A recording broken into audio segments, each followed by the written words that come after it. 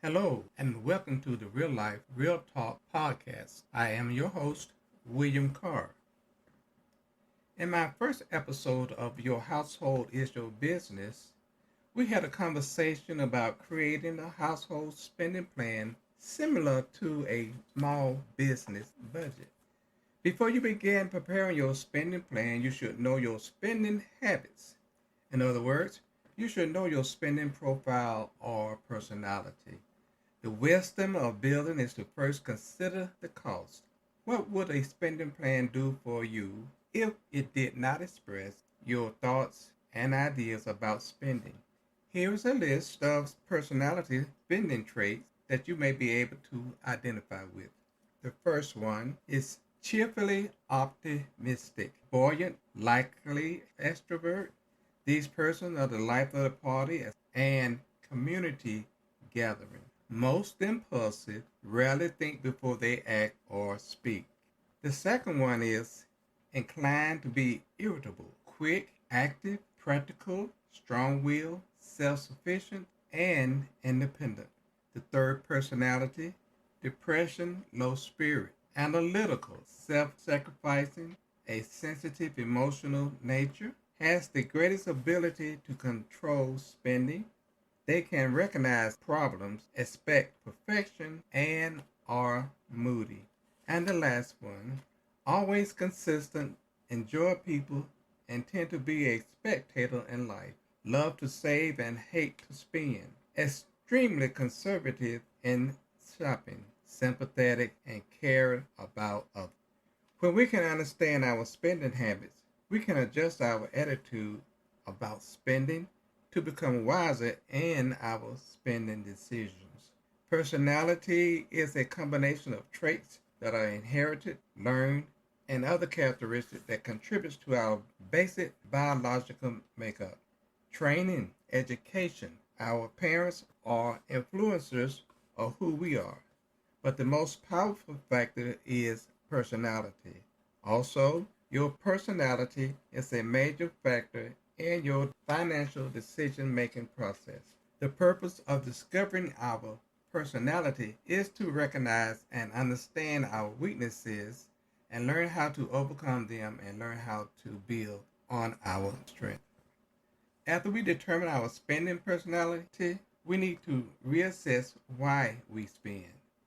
There is a parable about putting new wine in old wineskins. The new wine will burst the old wineskins. It is wise to put new wine in new wineskins. When we learn something new, it is unwise to continue using the same process that has rendered failure in the past. There must be a change in how we respond to a new environment. When we consider our spending, there are two questions we must ask. Number one, is the purchase a need or a want? And number two, are we satisfying peer pressure or is this for instant gratification? When we take in consideration our spending personality, we need to learn how to properly classify our debts. Are they long term or short term? Some examples of long term debts are mortgages, car payments, or debts whose life is longer than 5 years. Short-term debts are those whose life is up to 2 years or less. The warning is not to have your short-term indebtedness become long-term indebtedness. There are certain terms and explanations business owners become familiar with. We will start by defining some of the basic terms. Balance sheet. Balance sheet tells where you are financially at any given point. A balance sheet reveals what you own and what you owe and the difference. Cash flow. Cash flow statement shows where your funds come from and where they are going. A tool that can assist with this information is your checkbook register. Debt ratio. Debt ratio shows the relationship between the debt and net worth. The debt ratio is computed by dividing your net worth into the total amount of your liability. The lower the quotient, the better. Current ratio. Current ratio shows the capacity to meet current financial obligations. Liquid assets are divided by current liabilities. The higher the quotient, the better. Liquidity. The liquidity ratio is assets divided by monthly expenses. Debt payment ratio. Debt payment ratio is monthly credit payments divided by take-home pay. And saving ratio.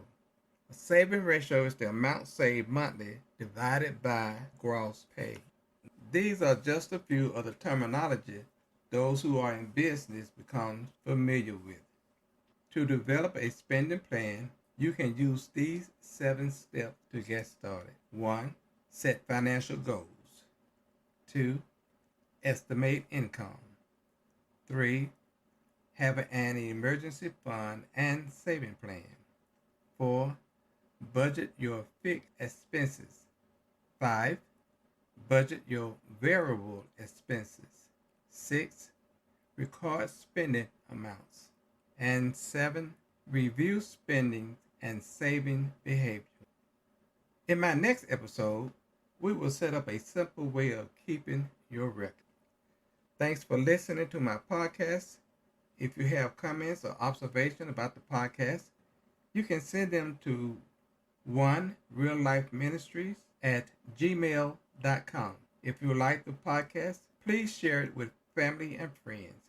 If you'd like to be notified about future episodes, go to my website at https://wc2277.podbean.com and click on the follow button. Consider the information that was given today and see if there are any practical applications for your life. And remember to keep it real.